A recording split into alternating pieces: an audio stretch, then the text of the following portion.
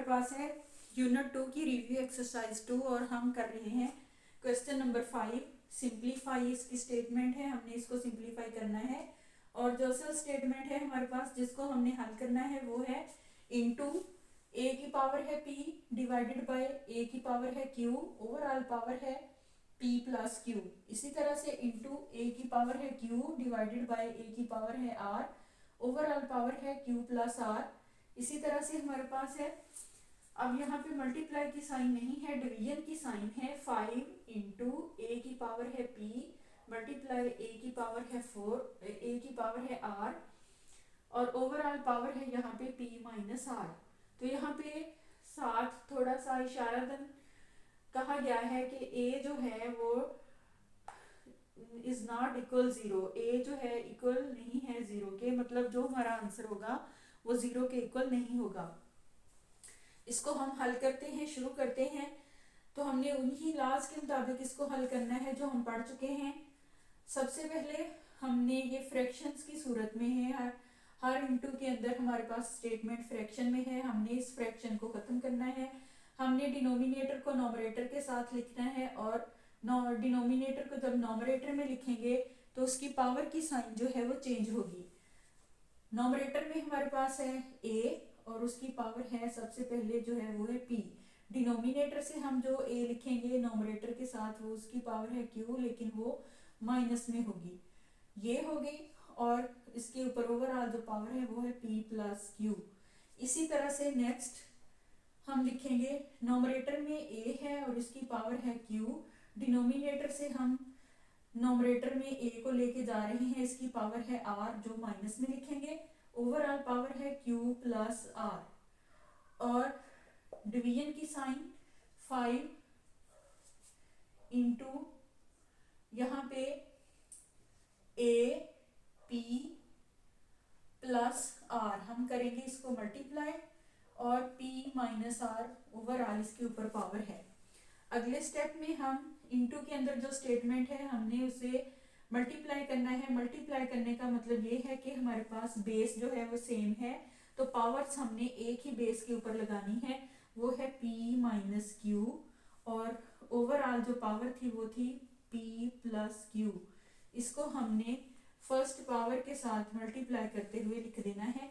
इसी तरह से अगले स्टेप में, अगली स्टेटमेंट में बेस हमारे पास सेम है,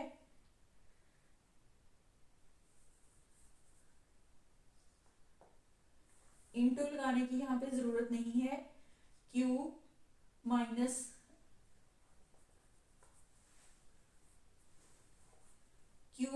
r लिखेंगे, एक ही बेस पे हम इसको लिखेंगे और ओवरऑल जो पावर थी वो है q प्लस r, इसको हम मल्टीप्लाई करते हुए लिखेंगे। और डिवीजन की साइन 5,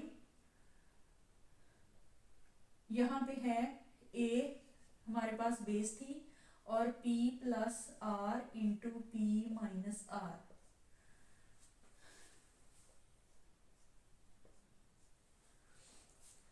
अब हमारे पास हम एक फार्मूला को पढ़ आए हैं, ये मैं लिख दूं यहाँ पे कि ए स्क्वायर माइनस बी स्क्वायर अगर यहाँ पे हमारे पास हो तो वो होता है ए प्लस बी इंटू ए माइनस बी के।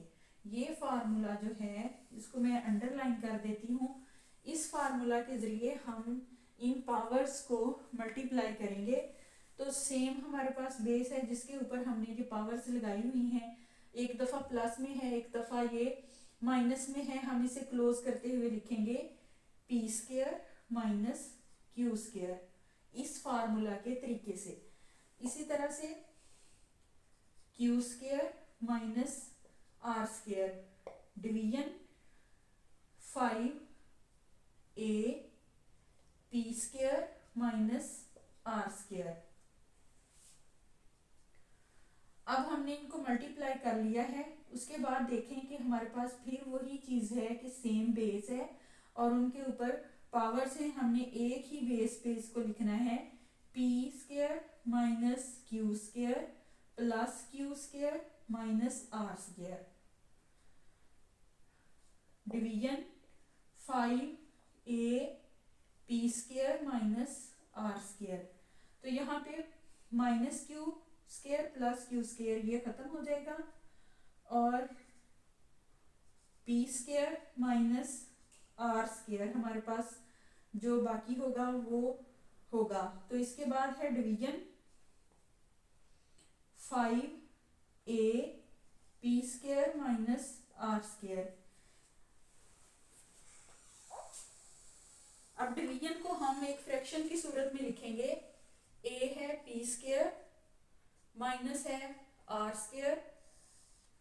डिवीजन की साइन को हमने डिवाइडेड बाय में चेंज किया। 5a p square minus r square. अब इसको यूं करेंगे, ये हो गई है हमारे पास एक फ्रैक्शन और हमने a नॉमरेटर में है, a डिनोमिनेटर में है और इसके ऊपर पावर्स हैं, हमने a को नॉमरेटर में ले जाना है। नॉमरेटर में पहले हमारे पास है a p square minus r square.